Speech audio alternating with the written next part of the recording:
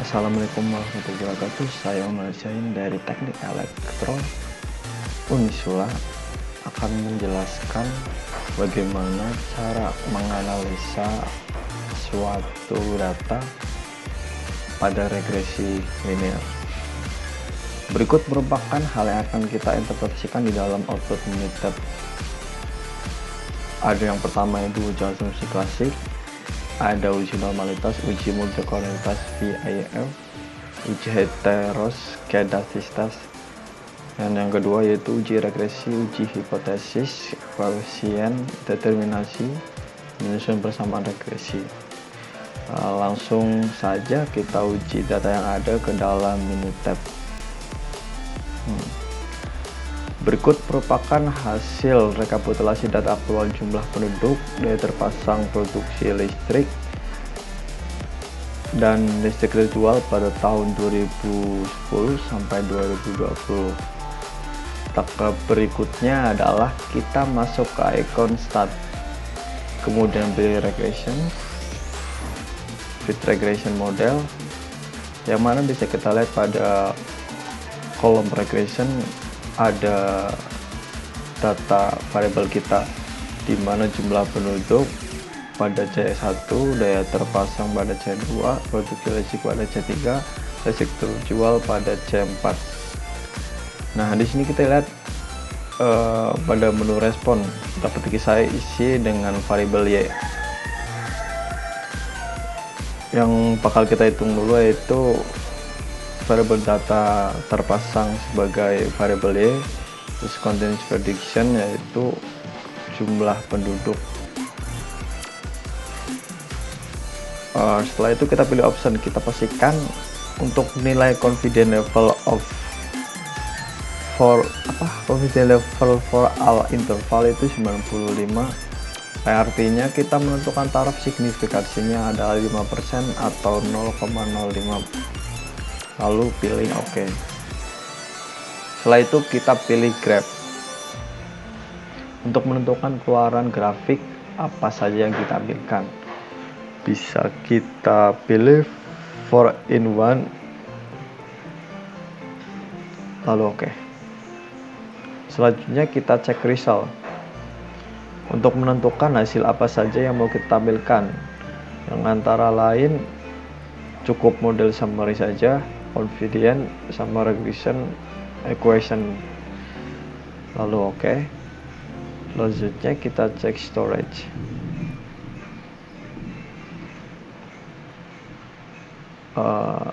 Yang mana kita bisa pilih fit dan residual, lalu OK. Nah, kita tunggu. Nah, tahap berikutnya adalah uji normalitas. Dapat kita lihat pada grafik normal probability pada Minitab.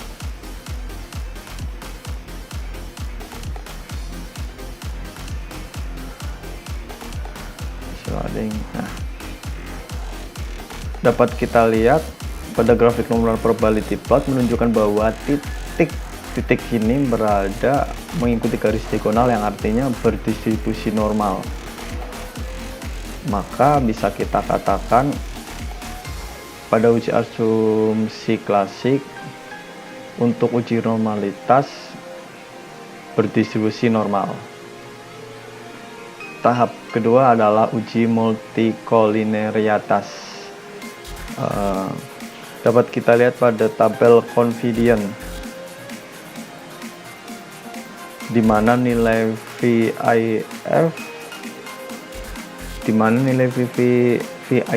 itu adalah 1. Ketentuannya adalah jika nilai VIF lebih kecil dari 10, maka tidak terjadi multikolinearitas, yang artinya pada syarat kedua sudah terpenuhi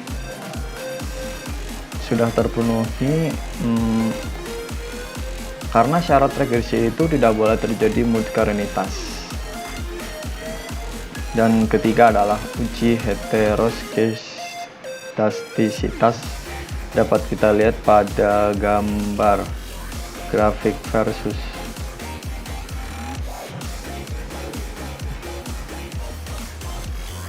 Dapat kita lihat pada gambar grafik versus fit, hasilnya itu menyebar. Ketentuannya adalah jika menyebar antara sumbu X dan sumbu Y, maka dikatakan tidak terjadi heteroskedastisitas karena menyebar dan tidak berpola, yang artinya syarat ketiga sudah terpenuhi. Selanjutnya adalah ketika uji asumsi klasik sudah terpenuhi semua, maka bisa kita lanjutkan ke uji regresi bertanda. Pertama adalah uji hipotesis. Untuk mengetahui apakah variabel X mempengaruhi variabel Y, bisa kita lihat pada tabel confidence.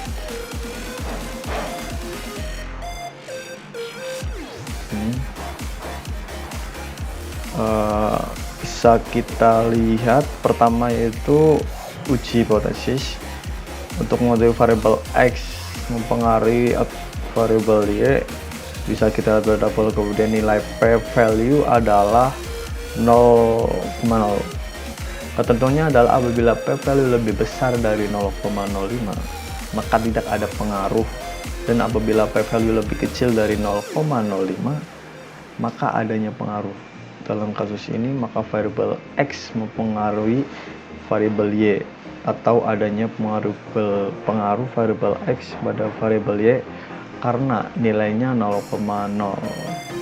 Kedua, koefisien determinasi. Ya benar, koefisien determinasi, yang mana untuk mengetahui seberapa besar kontribusi variabel independen mempengaruhi variabel dependen, bisa kita lihat pada model summary.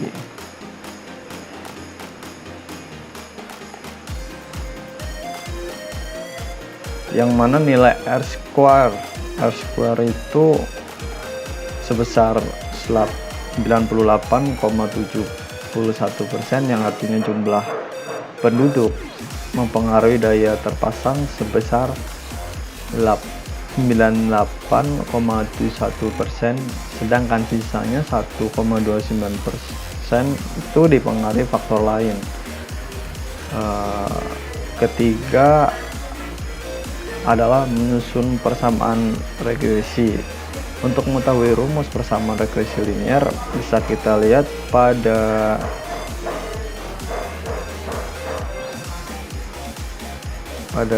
regression equation, yang mana persamaan regresi linear variabel daya terpasang adalah min 2054,5 plus 0,001479 dikali jumlah penduduk untuk mengetahui hasil persamaan regresi linear.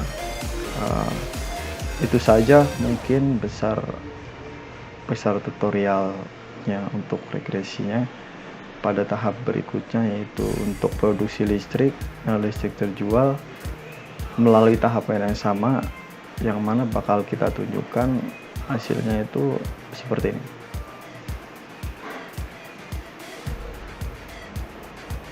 Dimana regression equationnya itu 126,86 plus 0,0972 dikali daya terpasang, sedangkan confidence pada P value nya 0,00, yang mana VIF nya itu 1. Model summary nya dimana R square nya itu 96,96%. Normal probability pada titik tidak selalu mengikuti arus diagonalnya. Terus pada analisis listrik terjual, di mana regression equationnya itu pada listrik terjual 23,0 plus 0,8451 dikali produksi listrik.